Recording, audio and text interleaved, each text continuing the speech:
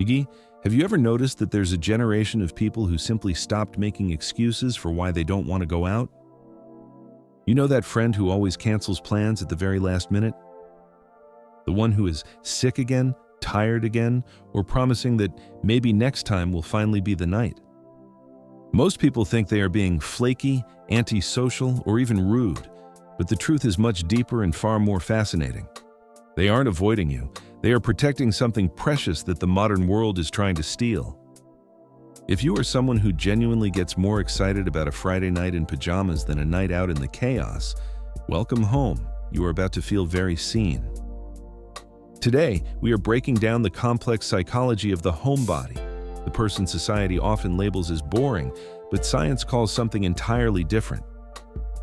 Your pathological need to retreat into your own space isn't a sign of weakness or a lack of ambition.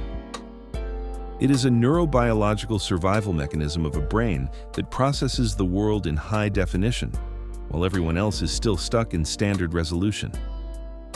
We are going to explore why your home is the only charger that actually works for your nervous system, why your inner world is more interesting than any party, and how your love for solitude is actually a sign of advanced cognitive processing. To understand the psychology of staying home, we first have to look at the biological foundation of energy. Extroverts are like solar panels. They recharge by being in the light, the noise, and the constant movement of other people. But for introverts, and those who prefer solitude, every social interaction is a financial transaction where the currency is your internal energy. Even a fun night out is an expense that slowly drains your battery until you hit zero. Psychologists refer to this as the optimal arousal theory. This theory suggests that every individual has a specific level of environmental stimulation where they feel and perform their best. Some people have a naturally low baseline of arousal and need the world to be loud and fast to feel alive. But for you, your baseline is already humming at a high frequency. Additional noise, bright lights, and unpredictable social dynamics aren't fun.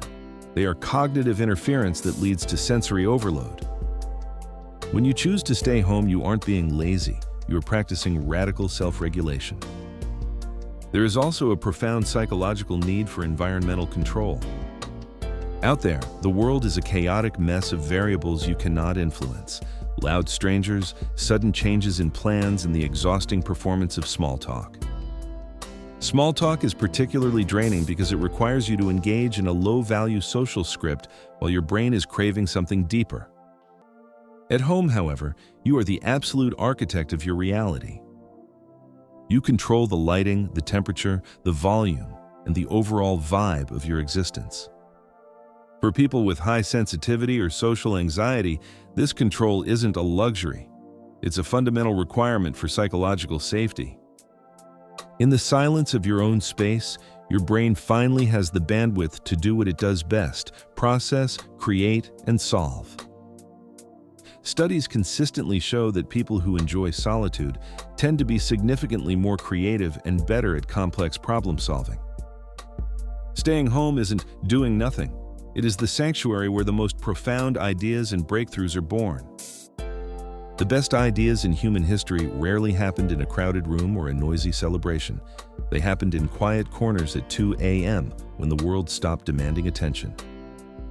Society spends a massive amount of energy romanticizing the hustle and the constant need to be out there living your best life. We are bombarded with images of influencers at parties, travelers in crowded markets, and the pressure to always be making memories. But what if your best life is a deep dive documentary, a warm bowl of soup, and absolutely zero obligations to anyone else? That isn't a sad or lonely existence. It is a rare and powerful form of self-awareness. It takes a high degree of maturity to admit that you don't need the external world to tell you that you are alive. However, we must also address the shadow side of this behavior, because the line between refuge and cage can be thin. Sometimes people stay home not because they love their space, but because they have grown to fear the world outside.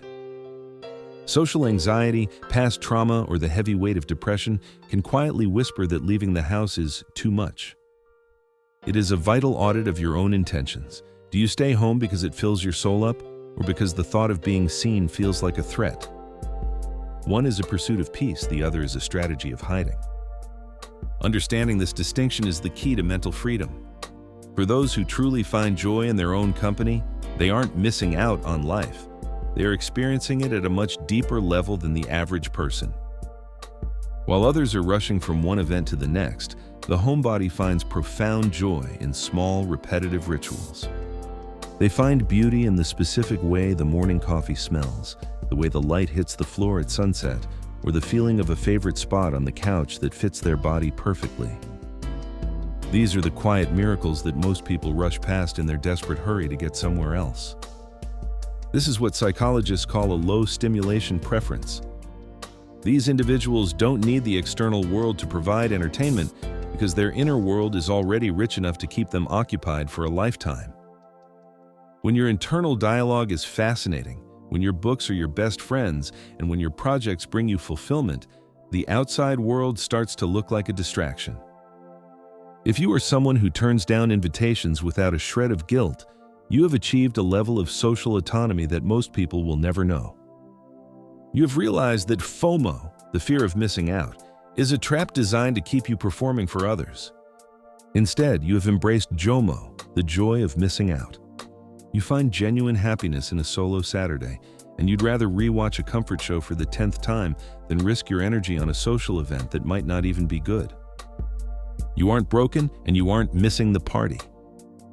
You are simply wired for depth over noise, for substance over performance, and for peace over popularity. You have realized that the most important relationship you will ever have is the one you have with yourself when the door is locked and the world is silenced. In an era that won't stop talking, your ability to be alone is your greatest hidden strength. Your home is your fortress, your laboratory, and your cathedral. Never apologize for needing the silence, because it is in that silence that you finally become who you were meant to be.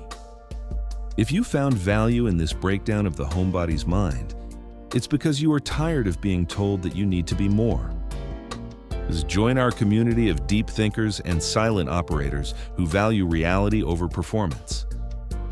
You subscribe to The Last Realists, where we dive into the psychology that the mainstream is afraid to touch. The world is only going to get louder, so you'd better learn how to value your peace. Welcome to the fold. We'll see you in the next exploration.